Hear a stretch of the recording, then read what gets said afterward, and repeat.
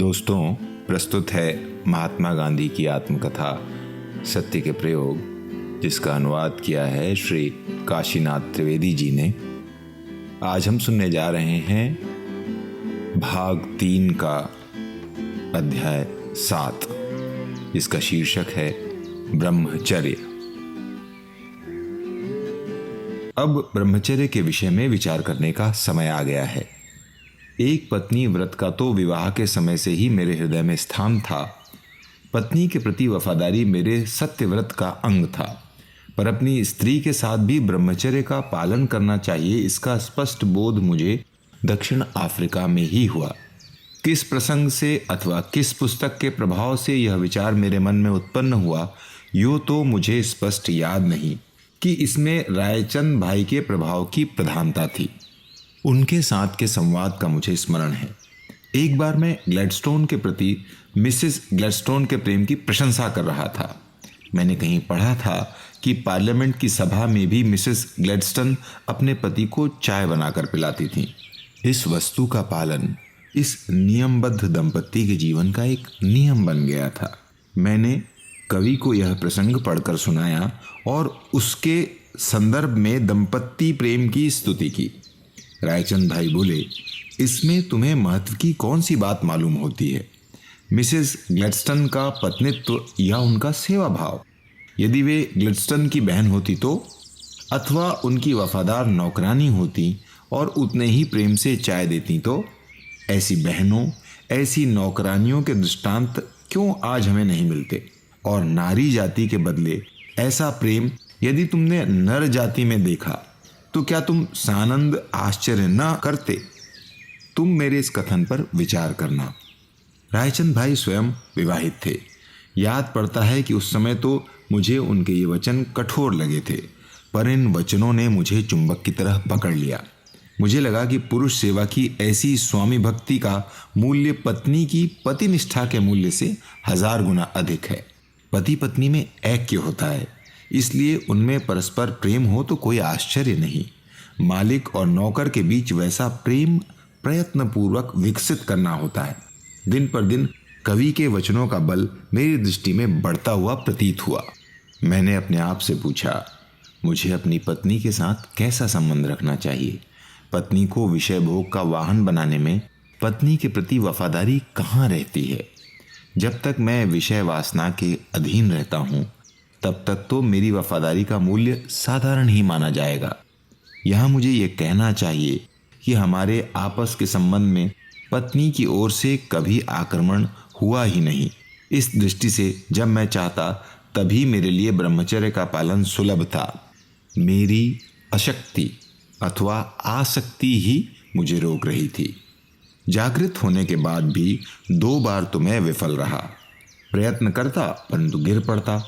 प्रयत्न में मुख्य उद्देश्य था संतानोत्पत्ति को रोकना। उसके बाह्य उपचारों के बारे में मैंने विलायत में कुछ पढ़ा था। डॉक्टर एलियंस के इन उपायों के प्रचार का उल्लेख मैं अन्नाहार विषयक प्रकरण में कर चुका हूँ। उसका थोड़ा और क्षणिक प्रभाव मुझ पर पड़ा था, पर मिस्टर हिल्स ने उसका जो विरोध किया था और आंतरिक साधन के संयम के समर्थन में जो कहा था, उसका प्रभाव मुझ पर बहुत अधिक पड़ा और अनुभव से वह चिरस्थायी बन गया। इसलिए संतानोत्पत्ति की आवश्यकता ध्यान में आते ही मैंने संयम पालन का प्रयत्न शुरू कर दिया। संयम पालन की कठिनाइयों का पार न था। हमने अलग खाटें रखी। रात में पूरी तरह थकने के बाद ही सोने का प्रयत्न किया। इस सारे प्रयत्न का विशेष परिणाम मैं तुरंत नहीं देख सका, पर आज भूतकाल पर निगाह डालते हुए देखता हूँ कि इन सब प्रयत्नों में मुझे अंतिम निश्चय का बल दिया। अंतिम निश्चय तो सन 1906 में ही कर सका था। उस समय सत्याग्रह का आरंभ नहीं हुआ था। मुझे उसका सपना तक नहीं आया था। बोअर युद्ध के बाद नेटाल में जुलू विद्रोह हुआ।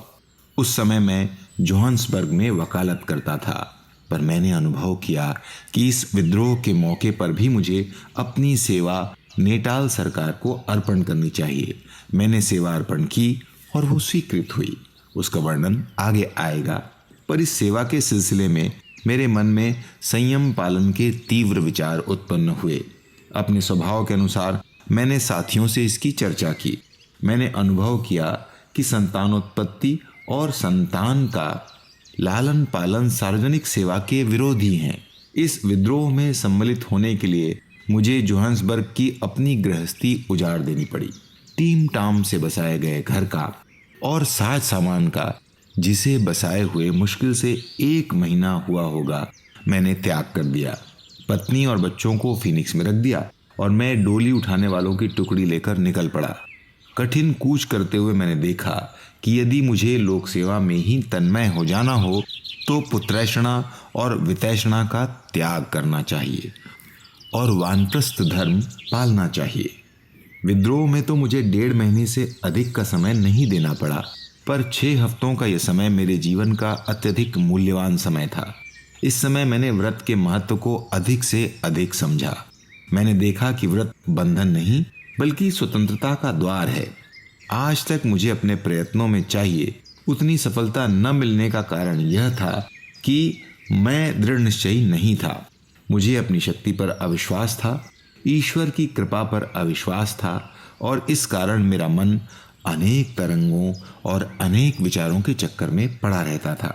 मैंने देखा कि व्रत बद्ध न होने में मनुष्य मोह में पड़ता है। व्रत से बंधना व्यभिचार से छुटकारा पाकर एक पत्नी व्रत का पालन करने के समान है। मैं प्रयत्न करने में विश्वास रखता हूँ, व्रत से बंधन नहीं चाहता। ये वचन निर्बलता की निशानी है और इसमें सूक्ष्म रूप से भोग की वासना छिपी होती है। जो वस्तु त्याज्य है उसका सर्वथा त्याग करने में हानि कैसे हो सकती है? जो सांप मुझे डसने वाला है उसका त्याग मैं निश्चय पूर्वक करता हूँ। त्याग का केवल प्रयत्न नहीं करता। मैं जानता हूँ कि केवल प्रयत्न के भरोसे रहने में मृत्यु निहित है। प्रयत्न में सांप की विकरालता के स्पष्ट ज्ञान का अभाव है।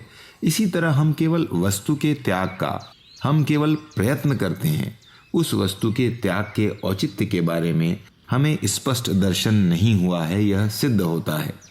आगे चलकर मेरे विचार बदल जाए तो ऐसी शंका करके प्रायः हम व्रत लेने से डरते हैं। इस विचार में स्पष्ट दर्शन का अभाव ही है। इसलिए निष्कुलानंद ने कहा है, त्याग न टरे रे वैराग बिना।